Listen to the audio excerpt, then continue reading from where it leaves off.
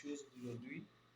Je sais, je ne suis pas un coach en développement, mais je voudrais qu'on puisse ensemble, nous essayons de voir comment il faut faire l'évaluation ou bien le bilan de notre année.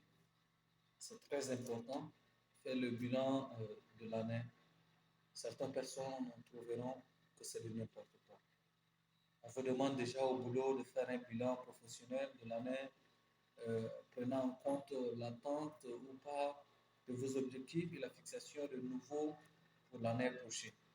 Mais aujourd'hui, je vais vous parler d'un bilan plus personnel de votre année écoulée et qui recouvre des domaines plus larges et qui est plus aussi satisfaisant. Car j'ai juste envie de partager avec vous un support humain et bienveillant, surtout qui fait un bien fou. Promis, nous ne parlerons pas d'objectifs, de mesures ou de cas, ni de progrès ou de pistes d'amélioration. Ce bilan annuel est un exercice introspection mené de façon humaine, douce et pertinente. Alors, c'est très important de faire le bilan. À quoi sert de faire le bilan lorsqu'une année a été pourrie? Oui, pourrie. Parce que le Tchad, nous avons connu une année catastrophique sur tous les plans. Et faire le bilan a tendance, ou bien notre cerveau a tendance à accentuer le négatif et à occulter le positif. Ne vous fiez pas aux apparences. Alors, toutes de belles choses se sont déroulées cette année et c'est le moment de s'asseoir et de se poser des questions. Tout ce qu'une année peut apporter, que ce soit un succès, en réussite, mais aussi en regret.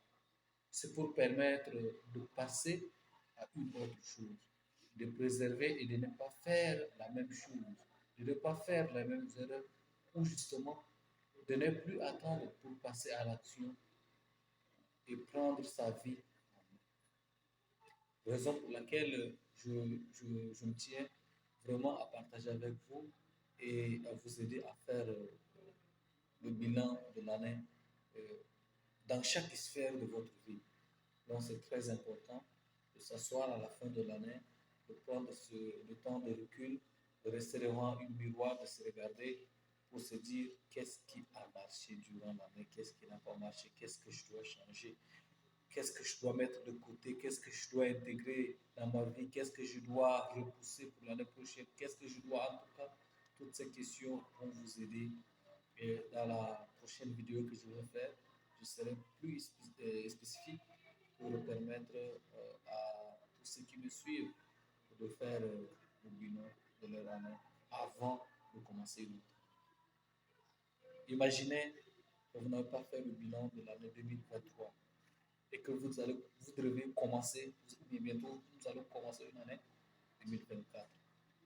Vous aurez doublement de choses à faire.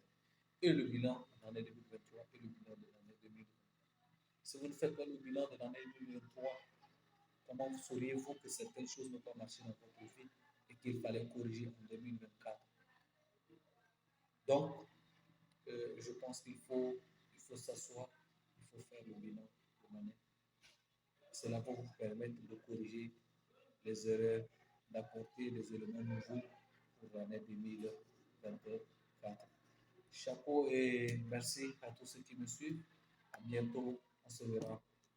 Merci.